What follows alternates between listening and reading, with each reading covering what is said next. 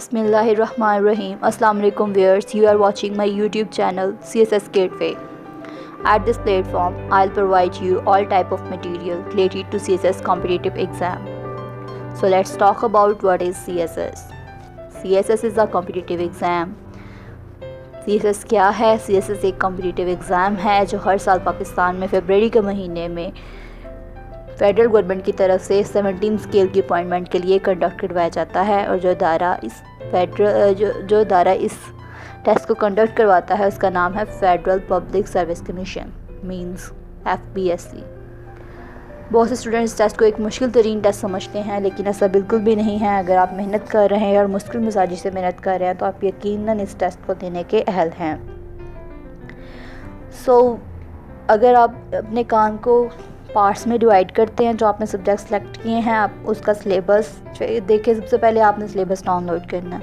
उसके बाद आपने सिलेबस को जो है अपने एक दफ़ा जज करना है कि आपको इसमें से क्या आता है और आपको इस टेस्ट में जो चीज़ नहीं आती है आपको उसको करने में कितना टाइम लगेगा।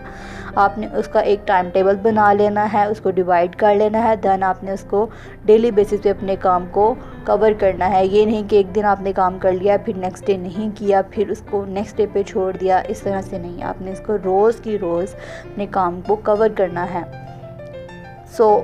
इस तरह से आपका टेस्ट जो है वो बिल्कुल भी मुश्किल नहीं लगेगा आपको। आप इसको इजीली कवर कर सकते हैं, बहुत मुश्किल टेस्ट नहीं है। हम बात करते हैं what is the eligibility of CSS। CSS की एलिजिबिलिटी क्या है, कौन से स्टूडेंट्स इस टेस्ट को देने के अहल हैं।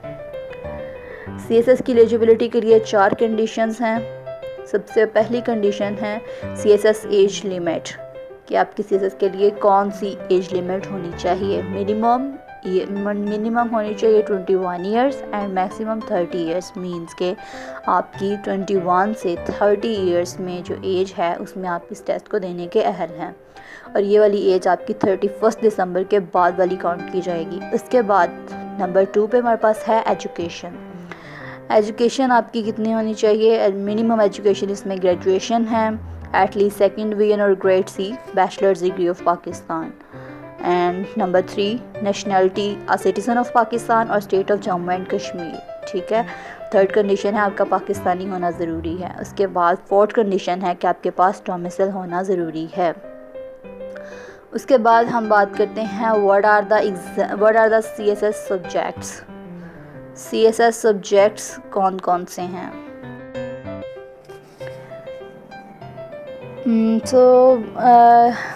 Here is total 12 subjects of CSS competitive exam, out of which 6 are optional and 6 are compulsory subjects.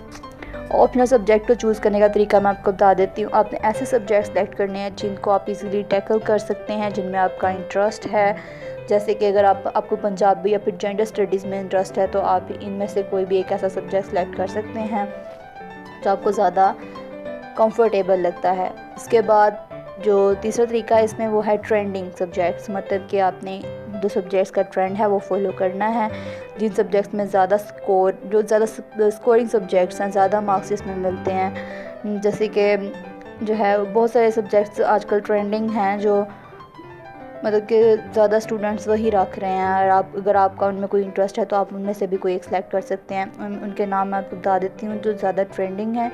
Pol science है, जेंडर स्टडीज़ है, उसके बाद मुस्लिम लॉ है, पंजाबी है, IR रिलेशंस है, IR मतलब कि इंटरनेशनल रिलेशंस है। उसके बाद क्रिमिनोलॉजी, उसके बाद इंटरनेशनल लॉ। इनमें से भी अगर आपको कोई एक में इंटरेस्ट है तो आप इसमें से सेलेक्ट कर सकते हैं। सबसे ज़्यादा जो ट्रेंडिंग है वो पॉल साइंस और जेंडर स्टडीज़ और इंटरनेशनल रिलेशंस है। पंजाबी भी ज़्यादा ट्रेंडिंग है। उसके बाद हम देखते हैं कि जो कंपल्सरी सब्जेक्ट्स हैं वो कौन से हैं। here are total 6 compulsory subjects in which each subject contain 100 marks. Number 1 is English ऐसे। इंग्लिश ऐसे एक ऐसा सब्जेक्ट है जिसमें हर साल ज़्यादातर स्टूडेंट फेल होते हैं, और इसमें फेल होने की बहुत सारी वजूहत हैं जिन पे अगर फोकस किया जाए तो इस ऐसे को बहुत इजीली कंडक्ट किया जा सकता है, बहुत इजीली इसको टैकल किया जा सकता है। एक ऐसे में फ़ेल होने की वजह से उनकी बाकी सब्जेक्ट में मेहनत भी ज़ाया चली जाती है। लेकिन अगर आप इस ऐसे में मेहनत करेंगे तो इंशाल्लाह आप बाकी सब्जेक्ट्स भी अच्छी तरह कवर कर सकते हैं। बहुत से स्टूडेंट ऐसा करते हैं कि वो इस ऐसे को बिल्कुल इग्नोर कर देते हैं, उसको ये लास्ट पे करने के लिए रख लेते हैं। उससे पहले ऑप्शनल सब्जेक्ट्स और ये जनरल साइंस के सब्जेक्ट्स ये सारे करने में ज़्यादा ध्यान लगाते हैं। लेकिन ऐसा नहीं है, अगर आप सबसे पहले ऐसे को कवर कर लेते हैं तो आप उसके बाद बाकी सब्जेक्ट्स को ईज़िली अपना टाइम दे सकते हैं। तो इसमें फ़ेल होने की बहुत सी वजूहात हैं, जैसे कि लैक ऑफ कंटेंट हो सकती है, उसके बाद ग्रामेटिकल मिस्टेक्स हो सकती हैं, लैक ऑफ वोकैबुलरी हो सकती है, या फिर रिडंडेंसी भी हो सकती है। Redundancy means repetition of words. अगर आपके ऐसे में रेपिटिशन ऑफ वर्ड है, रेपिटिशन ऑफ फ्रेज़ है, या फिर आपके ऐसे में जो है आपने कोई अपनी बात जो है वो बहुत ज़्यादा रिपीट की हुई है, बार बार आप एक वर्ड को बार बार यूज़ करी जा रहे हैं, सो आपने रेपिटिशन नहीं करनी, आपको बहुत ज़्यादा हार्ड वर्क करनी पड़ेगी ताकि आपका ऐसे एक परफेक्ट डॉक्यूमेंट हो। और इसके लिए आपको जो है उसमें बहुत ज़्यादा हाई इंग्लिश लिखने की ज़रूरत नहीं है। आप बहुत छोटे छोटे सेंटेंसेस बनाएं और उसमें जो है आपकी ग्रामेटिकल मिस्टेक्स कम होंगी, और उसका फ़ायदा ये होगा कि आपका सेंटेंस स्ट्रक्चर भी अच्छा हो जाएगा और आपको लिखने में भी आसानी होगी। उसके अलावा आप जब टॉपिक सेलेक्ट करें तो आप ऐसा टॉपिक सेलेक्ट करें तो जिसमें आपके पास बहुत ज़्यादा फ्रेश और अच्छे आइडियाज़ हों, जिसको आपके पास कंटेंट अच्छा हो, आपने वो वाला टॉपिक सेलेक्ट करना है। सेकंड सब्जेक्ट है हमारे पास प्रेसी एंड कंपोजिशन। इसके लिए आपके पास ग्रामर की कमांड बहुत अच्छी होनी चाहिए, जिसमें आपको पता होना चाहिए कि आपको वर्ब कैसे यूज़ करना है, यूज़ ऑफ वर्ब। प्रेसी आपको आनी चाहिए, ईडियम्स आने चाहिए और पेयर ऑफ वर्ड्स आने चाहिए। इसके अलावा आपको जो है वो पार्ट्स ऑफ स्पीच को बहुत अच्छी तरह से प्रिपेयर करना पड़ेगा ताकि आपकी ग्रामर बहुत ज़्यादा इम्प्रूव हो और आप एक अच्छा इंग्लिश ऐसे और इंग्लिश प्रेसी का जो है वो पेपर अटैम्प्ट कर सकें। इसके अलावा हमारे पास आते हैं 3 सब्जेक्ट जो जनरल नॉलेज के सब्जेक्ट्स हैं। जनरल नॉलेज के इन सब्जेक्ट्स में आते हैं करंट अफेयर, पाकिस्तान अफेयर और जनरल साइंस एंड एबिलिटी। इन तीनों सब्जेक्ट्स का जो एग्रीगेट है वो 300 बनता है, और इस 300 में से आपने जो है 120 मैक्सिमम मार्क्स ऑब्टेन करने होते हैं एग्रीगेट तीनों के मिला के। तो अगर आप किसी एक सब्जेक्ट में 20 मार्क्स भी ले लेते हैं, किसी एक सब्जेक्ट में 20 मार्क लेते हैं, दूसरे में भी 20 लेते हैं, लेकिन आप एक सब्जेक्ट जैसे कि जनरल साइंस एंड एबिलिटी में अगर आप 80 मार्क्स स्कोर कर लेते हैं, because it is very easy and मतलब जनरल नॉलेज का सब्जेक्ट है, तो आप इसमें अगर 80 मार्क्स ले लेते हैं तो फिर आपके टोटल मार्क्स जो हैं वो 120 बन जाते हैं। इस तरह से इन दोनों सब्जेक्ट्स को अच्छी तरह से अटैम्प्ट कर सकते हैं। So these are very low risk subjects and पे कमांड अच्छी है, तो आप इन तीनों में से कोई भी एक सब्जेक्ट जो है वो अच्छी तरह प्रिपेयर कर लें। बाकी 2 जो सब्जेक्ट हैं वो आप इतने अच्छे से ना भी प्रिपेयर करें तो आप इन तीनों सब्जेक्ट्स को अच्छी तरह से कर सकते हैं। मीन्स कि ये तीनों सब्जेक्ट्स जो हैं वो लो रिस्क सब्जेक्ट्स हैं। उसके बाद हमारे पास आता है इस्लामिक स्टडीज़। इस्लामिक स्टडीज़ भी बहुत मुश्किल सब्जेक्ट नहीं है। कहने का मतलब ये है कि ये लास्ट 4 सब्जेक्ट्स जो हैं वो लो रिस्क सब्जेक्ट्स हैं। इसके अलावा जो फर्स्ट 2 सब्जेक्ट्स हैं ये हाई रिस्क सब्जेक्ट्स हैं। सो आपको इन दोनों सब्जेक्ट्स में ज़्यादा एफर्ट करने की ज़रूरत है। उसके बाद हमारे पास नेक्स्ट क्वेश्चन है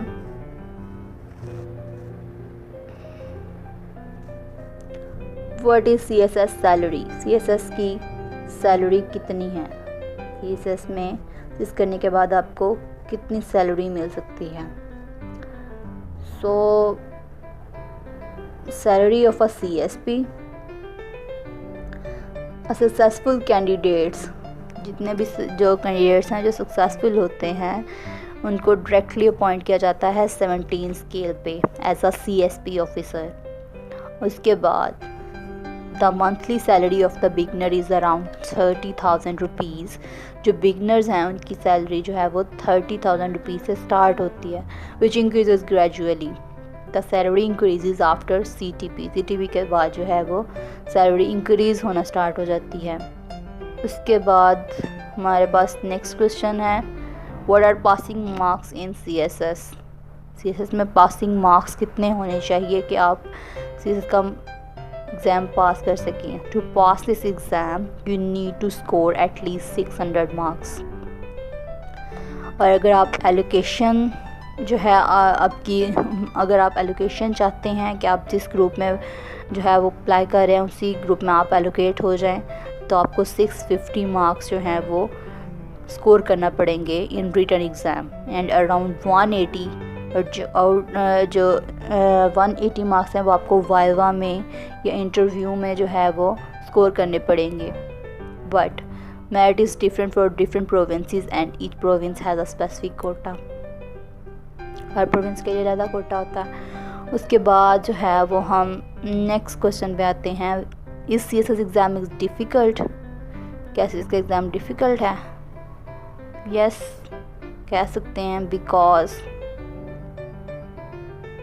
कह सकते हैं कि CSS का एग्ज़ाम जो है वो डिफ़िकल्ट है, because failure in compulsory subject is a total fail. It is a competitive exam, so you have to be among the top 100 candidates to get a job allocation. This exam is not difficult but required incisive analytic answer, not a fact and figure memory test. कहने का मतलब ये है कि आपको 100 top candidate में आना है, आपकी एलोकेशन होनी है, तो उसके लिए आपका आंसर जो है वो एनालिटिक होना चाहिए, फैक्ट और फिगर पर बेस नहीं होना चाहिए। सिर्फ ये टेस्ट नहीं है कि आप मेमोरी या फिर आप मतलब क्रैमिंग कर लें, कोई चीज़ को रट्टा मार लें तो आप इसको पास कर लेंगे, ऐसा नहीं है। आपको कंपल्सरी सब्जेक्ट्स में अगर आप फेल हो जाते हैं तो आप बिल्कुल फेल हैं, और उसके अलावा जो है आपका आंसर एनालिटिक होना चाहिए। उसके बाद हमारा अगला जो क्वेश्चन है वो है how much time is enough for CSS exam. CSS के एग्ज़ाम के लिए जो कितना टाइम जो है वो इनफ है प्रिपरेशन करने के लिए। CSS का time, the amount of time vary from person to person, ठीक है। हर इंसान को जो है वो अलग टाइम लगता है इस टेस्ट को कंडक्ट करने के लिए, but I believe 4 to 5 months dedicated time will be enough to give a nice attempt. 4 से 5 माह जो हैं वो इस अटैम्प्ट को देने के लिए काफ़ी होंगे कि आप अच्छी सी तैयारी कर लें। अगर आप 1.5 ईयर अप्लाई कर 1.5 ईयर आपके पास है इस टेस्ट की तैयारी करने के लिए, तो आप बहुत अच्छी तैयारी कर सकते हैं। आप सबसे पहले अपनी ग्रामर इम्प्रूव करें, करंट अफेयर को इम्प्रूव करें, फिर आप जो है अपनी बुक सिलेक्शन के बाद आप सिलेबस सेलेक्ट करके इस टेस्ट की तैयारी स्टार्ट कर सकते हैं और अपने टाइम को डिवाइड कर सकते हैं अच्छी तरह से। और अगर आपके पास 5 से 6 माह हैं तब भी आप इसकी तैयारी अच्छी तरह से कर सकते हैं, बट आपको जो है वो अपना टाइम मैनेज करना पड़ेगा। अगर आपके पास 1.5 साल है तब भी, अगर आपके पास 6 माह है तब भी आपको टाइम मैनेज करना पड़ेगा। Next question, what type of job CSS offer. CSS जो है वो किस तरह की जॉब ऑफ़र करता है। CSS की so it's total 12 groups of CSS job you may call groups and departments. Number 1 is Commerce and Trade Group. Number 2 Foreign Service of Pakistan Information Group, Inland Revenue Service, Military Land and Containment Group, Office Management Group and so on. First 4 and 5 groups जो हैं वो ज़्यादा high groups हैं। अगर आपके ज़्यादा अच्छे marks हैं तो आपको इन ग्रुप्स में एलोकेट किया जाता है, और इसके अलावा अगर आपके थोड़े लो मार्क्स हैं या आप सिर्फ टेस्ट पास करते हैं तो फिर आपको जो है वो लो ग्रुप्स हैं उनमें आपको रख दिया जाता है, उनमें आपको जॉब दी जाती है। उसके अलावा जो है हमारे पास नेक्स्ट क्वेश्चन है, what is the benefit of CSS preparation। CSS की प्रेपरेशन का क्या बेनिफिट है। CSS की प्रेपरेशन का बहुत सारा बेनिफिट है। इससे आपके माइंड स्किल्स जो हैं वो इम्प्रूव होती हैं। इसके अलावा आपका टैलेंट जो है वो शो होता है, उसके बाद आपको पावर मिलती है, उसके अलावा जो है आपके पास बहुत सारी अपॉर्चुनिटीज़ आती हैं। Passing the CS exam presents ample opportunities to make best use of the skills, talent and prowess to the best of society's interest. More precisely, being a CSP officer saves from feeling helpless at any occasion in the peculiar society of Pakistan. CSS, what is CSS syllabus? CSS के syllabus को आप FPSC की website से download कर सकते हैं। सबसे पहले आपने जो है उसकी तैयारी करने से सबसे पहले आपने सिलेबस को डाउनलोड करना है, ताकि आप जज कर सकें कि आपको इसमें से क्या आता है और किस चीज़ की तैयारी आपको करनी है। उसके बाद लास्ट क्वेश्चन है, how CSS affect your our personality. CSS हमारी पर्सनालिटी को बहुत ज़्यादा इफ़ेक्ट करता है। CSS जो है हमारी पर्सनालिटी को इस तरह से इफ़ेक्ट करता है कि आपके बोलने में, आपके चलने में और आपकी बात करने में, आपके सोचने में जो है वो CSS की वजह से इम्प्रूवमेंट आती है और आप इस इम्प्रूवमेंट को ख़ुद फील करते हैं। उसके बाद बात करते हैं CSS के पासिंग रेशियो की, जो 2019 में पासिंग रेशियो रही है CSS के एग्ज़ाम की। Passing ratio of 2019 CSS exam, CSS के पासिंग एग्ज़ाम की रेशियो है वो 2.56% है। According to FPSC, a total of 23,403 candidates applied for the CSS 2019, as many as 14,521 candidates appeared in examination. Of them, 372 cleared the written exam with pass percentage of 2.56%. Written exam जो है वो सिर्फ और सिर्फ 372 students ने clear किया है। सो CSS 2019 final result जो है वो अनाउंस हो चुका है। इसका एनालिसिस मैं आपको बता देती हूँ कि कौन कौन से स्टूडेंट्स, कितने स्टूडेंट्स इसमें पास हुए हैं। टोटल सक्सेसफुल कैंडिडेट्स जो हैं वो 372 थे रिटन एग्ज़ाम में। उसके बाद जो अपॉइंट हुए हैं, मतलब कि जिनको एलोकेट किया गया है, वो 214 हैं। उसके बाद किन किन प्रोविंसेस में कितने स्टूडेंट्स को पॉइंट और एलोकेट किया गया है, उनमें आता है फ्रॉम KP के 229 कैंडिडेट्स को पॉइंट किया गया है, Balochistan 9 candidates, Sindh rural 17 candidates और सिंध अर्बन में जो है 18 कैंडिडेट्स को अपॉइंट किया गया है। और गिलगित-बल्तिस्तान और फटा में 12 कैंडिडेट्स को अपॉइंट किया गया है। उसके बाद आज़ाद जम्मू एंड कश्मीर में 5 कैंडिडेट्स को अपॉइंट किया गया है और पंजाब में जो है वो 24 कैंडिडेट्स को जो है वो अपॉइंट और एलोकेट किया गया है। उसके बाद जो साइलेंट फीचर्स और रिज़ल्ट्स जो हैं वो हमारे पास आते हैं, candidates appeared in written exam, ठीक है।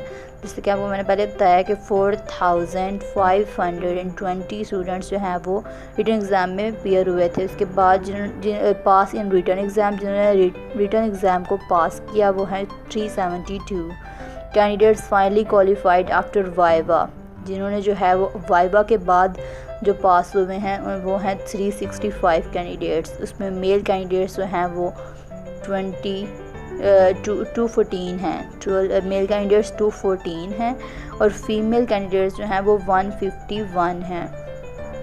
उसके बाद जो पासिंग परसेंटेज हमारे पास बनती है वो बनती है 2.56%। उसके बाद जो हमारे पास टोटल जो कैंडिडेट्स जो हैं वो अपॉइंट हुए हैं वो मैंने आपको बताया 214 हैं।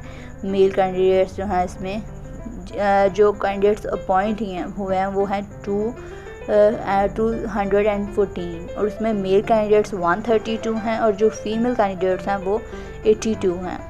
ये हमारा CSS 2019 का फाइनल रिज़ल्ट जो है वो उसका एनालिसिस मैंने आपको आपके लिए बहुत सारी वीडियोस और भी इंफॉर्मेटिव बनाई जाएंगी, जिसमें आपको बताया जाएगा कि आपको न्यूज़पेपर कौन सा पढ़ना चाहिए और किस तरीके से पढ़ना चाहिए, उसको पढ़ने का सही तरीका कार क्या है। उसके बाद रिलेटेड वोकैबुलरी बताई जाएगी, न्यूज़पेपर से रिलेटेड वोकैबुलरी भी और CSS की एग्ज़ाम के रिलेटेड वोकैबुलरी भी आपको बताई जाएगी। उसके अलावा जो है आपको इंग्लिश ऐसे में कौन सी गलतियाँ जो है आप करते हैं और कौन सी गलतियाँ ज़्यादातर की जाती हैं। उसके अलावा आपको उसमें क्या चीज़ लिखनी है और किस तरीका कार से लिखनी है। और उसके बाद जो है करंट अफेयर्स में आपको जो है गाइड किया जाएगा, उनका एनालिसिस बताया जाएगा। उसके बाद ड्रॉन और एडिटोरियल डेली बेसिस पे इंशाल्लाह पोस्ट किए जाएंगे। तो प्लीज़ चैनल को सब्सक्राइब करें और लाइक करें, बेल आइकन पर क्लिक करें ताकि आपको लेटेस्ट अपडेट मिलती जाएं। और इस लिंक को और इस चैनल के लिंक को आप व्हाट्सएप और फेसबुक ग्रुप में शेयर करें। Thanks for watching.